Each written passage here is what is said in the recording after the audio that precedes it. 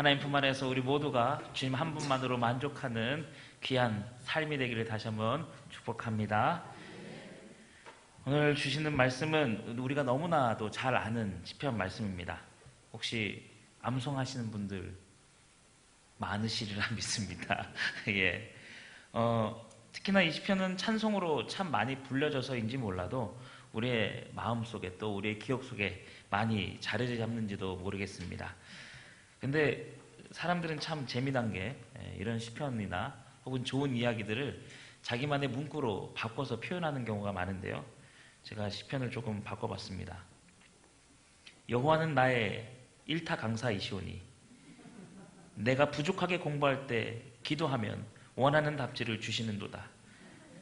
그가 나에게 쾌적한 환경의 사무실에 앉히시며 알파파 넘치는 쉴만한 잠자리로 인도하시는도다. 내 지친 두뇌를 소생시키시고 재벌의 영광을 위하여 스펙의 길로 인도하시는도다. 내가 주식 실패의 음침한 골짜기로 가는 일이 전혀 없을 것은 워렌 버핏과 피터 린치가 나와 함께 하심이라. 생명보험과 실손보험이 나를 보호하시리로다. 주께서는 내 사업을 방해하는 원수를 당연히 멸하실 것이고 가끔 피곤할 때에는 교회의 문 앞에서 나를 집안의 침대 편한 자리로 올려 보내실 것이다. 내 평생의 로또와 코인이 반드시 나를 따르리니 내가 억대의 건물 안에 영원히 살리로다. 아멘이 안 나오시네요. 예. 어떻습니까? 이런 시편이 더 좋습니까? 예. 이런 시편을 우리 학생부, 우리 청소년부 친구들이나 하면요. 심하게 1절에서 아멘을 하더라고요. 예. 일타 강사를 붙여주시옵소서 하는 우리 친구들의 마음을 봅니다. 근데 오늘 이 시편 23편을 진정으로 많이 묵상하고 암송을 하셨을 텐데 이 시편을 읽다 보면 참 마음이 편해지곤 합니다. 왜일까요? 저는 이런 생각을 해봤습니다. 내 잘못, 내 실수, 혹은 내가 잘났든 못났든 또 내가 잘하든 못하든 나의 목자 되시는 분께서 나를 영원히 좋은 곳으로 또 좋은 시간으로 좋은 자리로 위험 없는 곳으로 보호해 주실 것이다 라는 것을 우리가 느끼기 때문은 아닐까 생각을 해봅니다. 내가 쉴 곳, 안전한 그곳으로 우리를 인도해 주시는 것. 근데 어찌 보면 우리가 열심히 일하고 또 열심히 공부하고 열심히 사는 그 모습은 바로 이런 이유, 안전한 곳, 또 쉴 곳을 마련하고 거하기 위한 우리의 애잔한 노력은 아닐까라는 생각도 해봅니다. 그러다 보니 내 노력, 내 능력, 내가 가진 삶과 전혀 상관없이 그 결과와 상관없이 평가와 상관없이 비판에 상관없이 나를 쉬게 할 그곳 여호와의 집에 거한다라는 이 시편의 고백이 나의 약속이 되기를 소망하는 것이죠. 예수님께서도 이야기하시죠. 마태복음 11장 28절에서 심판받을 땅들을 이야기하신 후에 수고하고 무거운 짐진 자들아 다 내게로 오라 내가 너희를 쉬게 하리라 라고 말씀하셨죠. 우리 목자 되신 예수님께서도 우리를 쉬게 하실 분이라는 것에 참으로 우리가 마음의 위안을 얻습니다. 세상이 그만큼 위험하고 어려운 곳이죠. 그래서 안전에 대한 욕구가 참으로 많습니다. 그리고 쉴 곳을 거부당할 때의 걱정은 참으로 힘들죠.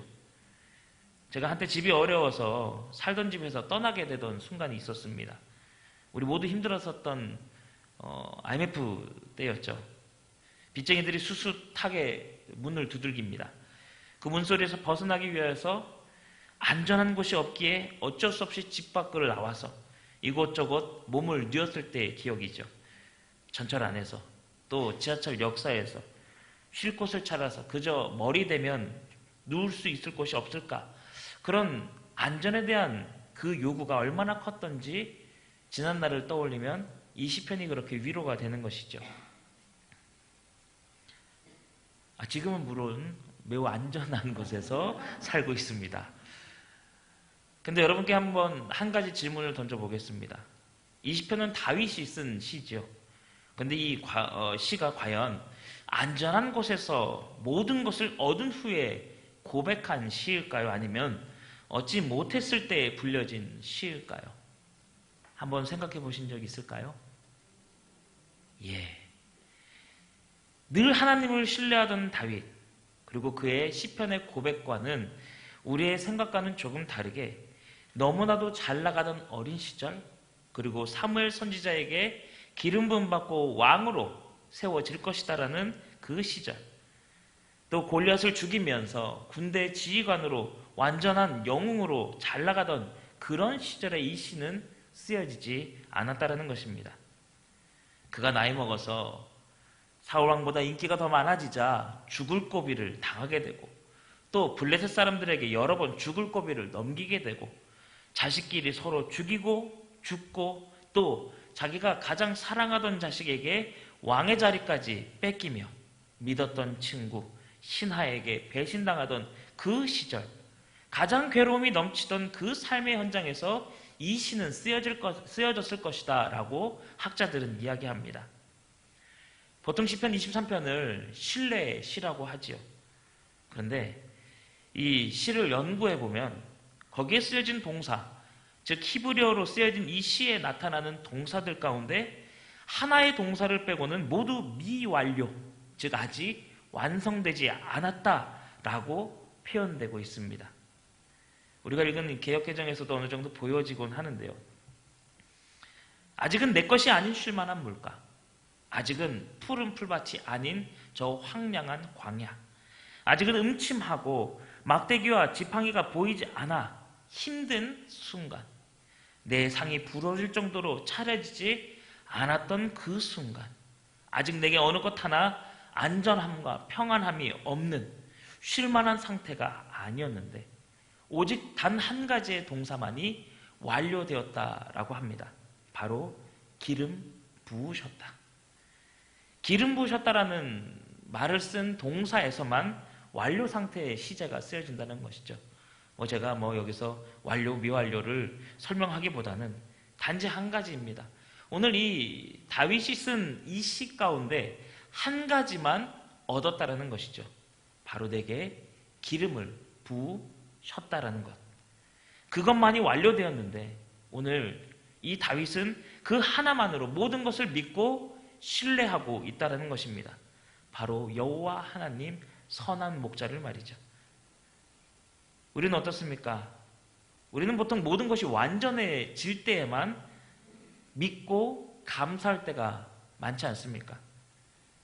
우리가 가장 상처받기 쉽고 또 괴로운 기억들이 가득할 때면 감사의 고백 혹은 신뢰가 가득한 표현들은 나타나지 않는다는 것이죠. 우리가 살면서 가장 힘든 기억들은 무엇일까요? 바로 배신의 기억이 아닐까 생각합니다. 나의 비밀을 가장 고이 간직해주고 나의 아픔을 다 알아주며 위로해 주었던, 가장 믿었던 친구, 그런데 그의 입술을 통하여서 퍼지는 나의 소문들, 배신의 아픔들, 아직은 누군가와도 나눠본 적 없는 나의 꿈의 이야기, 희망사항들이 다른 누군가의 안주거리가 되고 입에서 표현되어지고 비웃음을 당하는 그 순간이 바로 배신의 기억들이 아닐까요? 가족, 혹은 친구, 내 이웃들, 내가 믿을 마지막 사람이라고 생각했던 그 사람들이었지만 되돌아오는 것이 무시와 상처되는 말들 뿐일 때 우리는 가장 큰 아픔을 경험합니다. 신뢰가 깨졌기 때문이죠. 과연 우리는 이런 마음속에서 오늘의 이 다윗의 시편 같은 고백, 신뢰와 믿음이 넘치는 이 고백을 과연 할 수 있을까요? 오늘 다윗도 그런 상황이었습니다. 모든 어려움과 고통이 가득한 순간이었죠.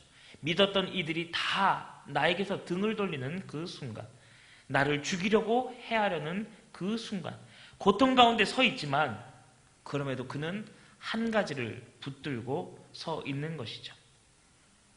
나의 사랑하는 여호와 하나님께서 내게 이미 한 가지는 해주셨다. 내게 기름을 부으셨으니, 내게 기름을 부어주셨으니 하나님은 나와 함께 하실 것이다. 그리고 이 기름 부음이라는 표현은 보통 고대 근동에서 식사 자리에서 초대받은 이에게 베푸는 가장 환대의 표현이라고 합니다. 기쁨의 표시. 내가 너를 받아들였으니 가장 아름답고 향기로운 기름으로 너를 씻겨주겠다라는 표시인 것이죠. 우리는 예수님께 그 귀한 향유 옥합을 깨트려 씻겨드렸던 한 여인을 기억할 수 있는 것이죠. 가장 고결하게 그를 받아들이고 기뻐하는 환대의 순간. 지금 다윗은 괴로움과 고통의 순간입니다. 배신과 배반이 가득한 순간이죠. 죽음이 언제 임할지 모르지만 그 가운데 원수들 앞에서 나에게 상을 차려주시고 내게 기름 부으실 하나님, 아니 이미 내게 기름 부어 나를 환대하시고 나를 받아주시고 나를 인도하실 하나님, 나는 그것 하나만 믿고 의지할 것이다. 내게 이미 기름 부어 주셨으니. 다윗은 이런 마음으로 이 시편을 쓴 것입니다.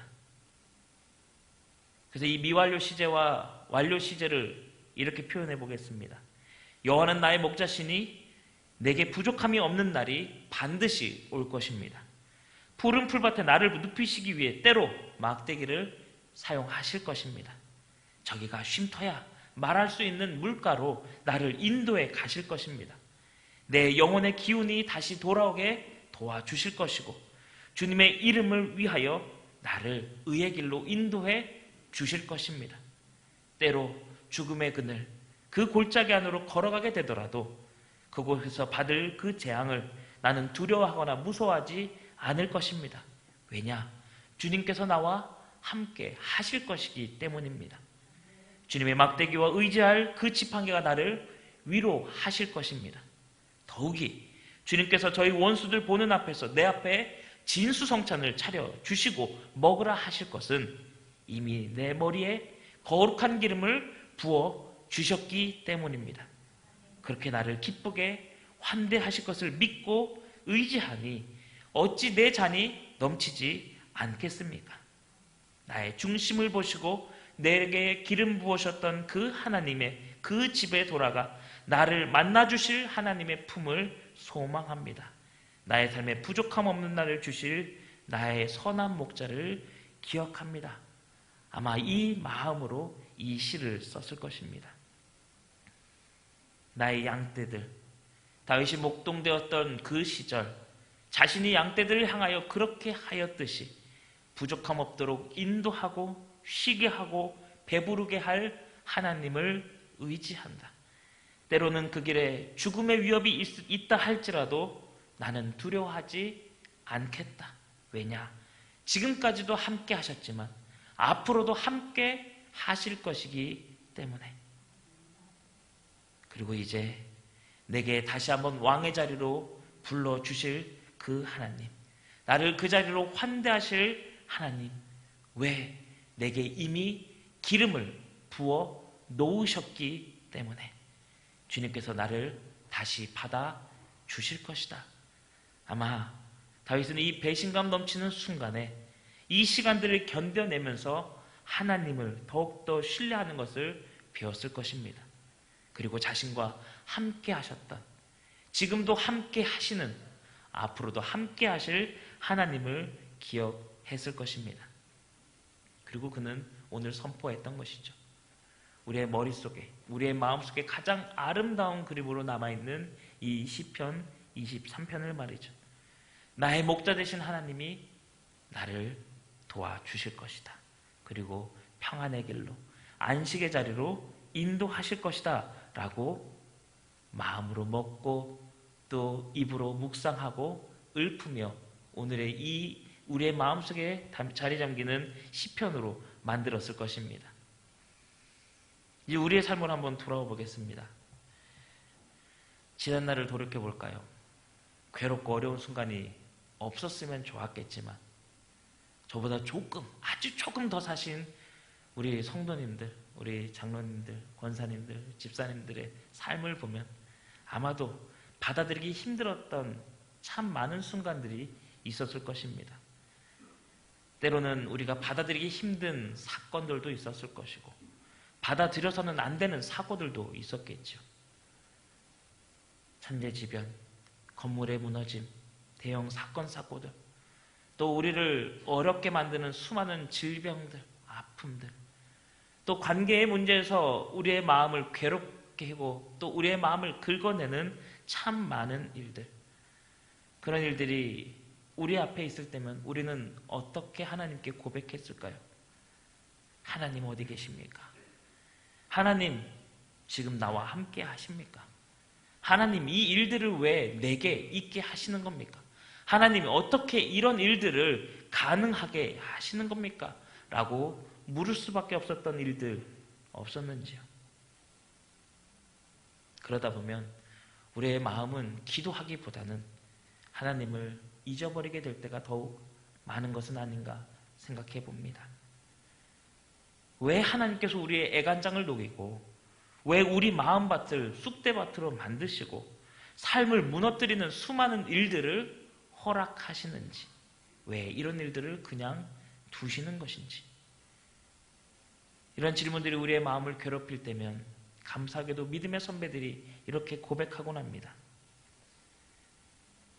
하나님께서 이런 일을 일어나게 하신 것에 대해서 하나님도 매우 슬퍼하신다.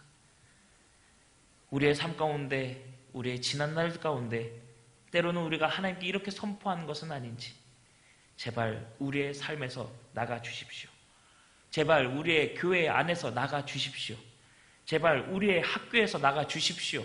내 사업장에서 하나님 제발 멀리하여 주십시오. 내 뜻대로, 내 속에 오른 대로 살겠습니다. 우리 삶에 간섭하지 말아 주십시오. 해왔던 것은 아닌지 우리 스스로 돌이켜봐야 합니다. 이러한 요청 가운데서도 우리 주님은 매우 온유한 분이시기에 그저 조용히 우리의 뒤편에 서 계셨습니다. 그러니 이제 와서 어려운 일이 생긴다 하여 하나님께 왜 우리를 버리셨냐라고 우리가 과연 말할 수 있겠습니까?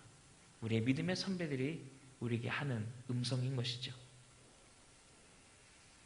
우리가 신뢰를 저버린 하나님, 근데 그 하나님은 다윗을 통하여 다시 한번 우리에게 이렇게 말씀하십니다.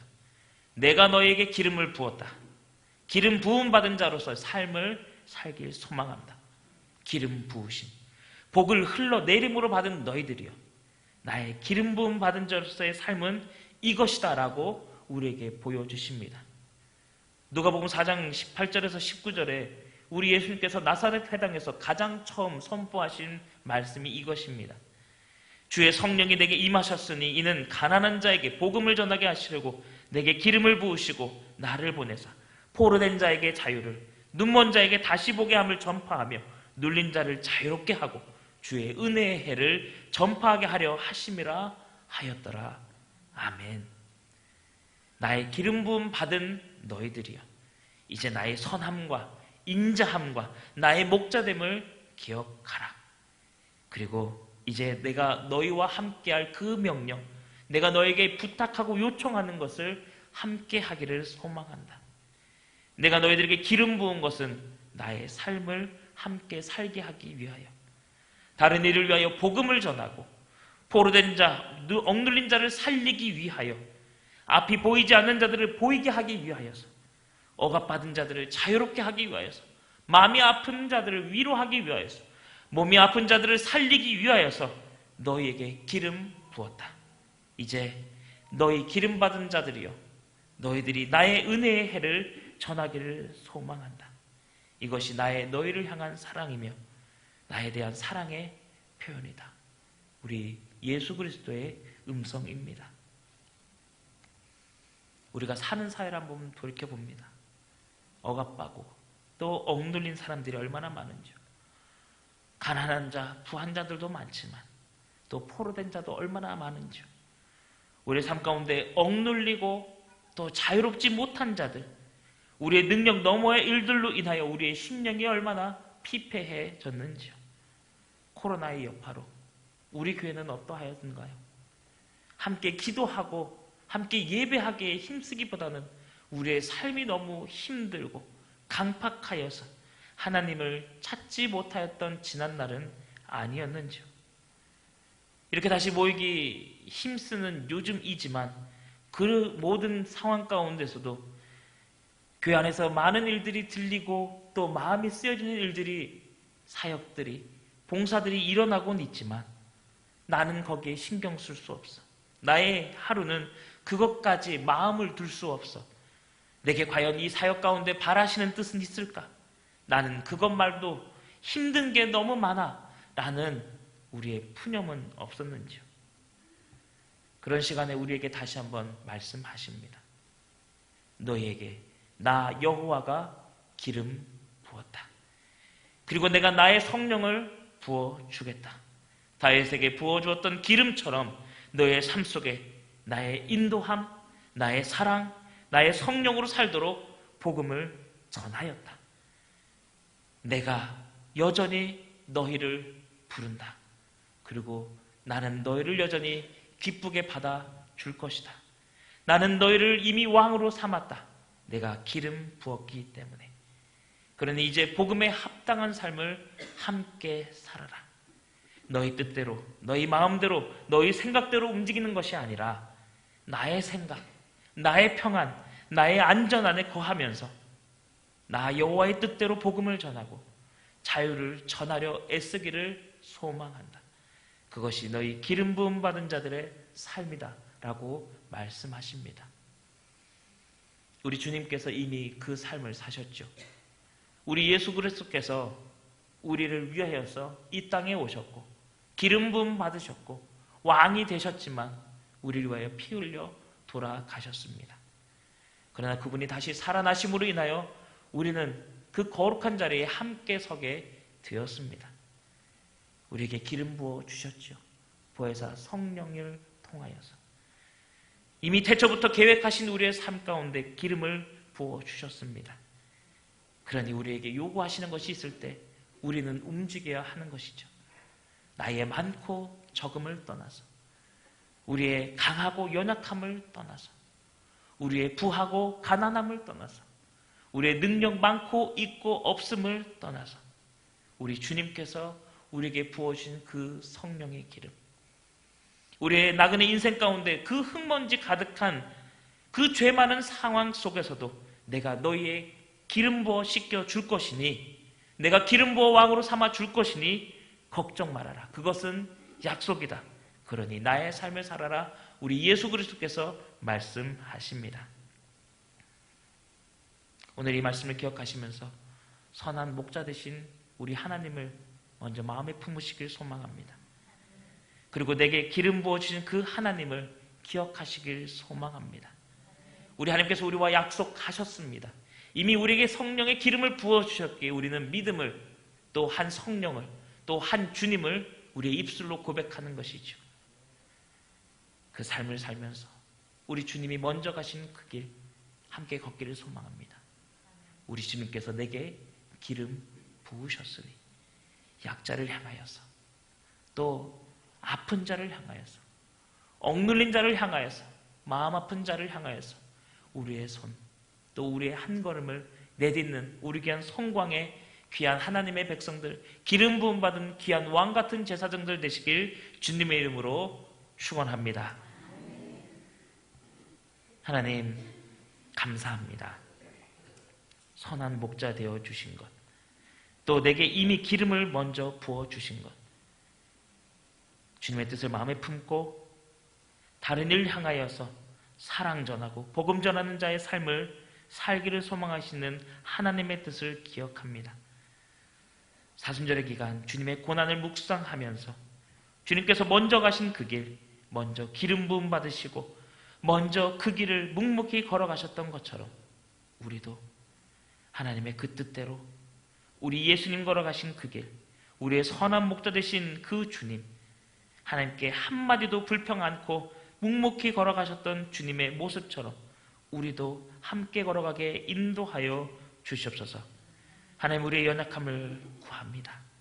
다윗에게 기름 부으셨던 그 사랑, 그 환대, 그 약속처럼 우리에게 기름 부으셨던 그 능력을 잊지 않게 하시고 예수님을 바라보게 하여 주시고 주님만을 기억하게 하여 주시고 주님의 약속을 기대하며 환대하심을 기대하는 우리의 삶 또한 되게 도와주시옵소서. 선한 목자 되신 예수 그리스도의 이름으로 기도드립니다. 아멘.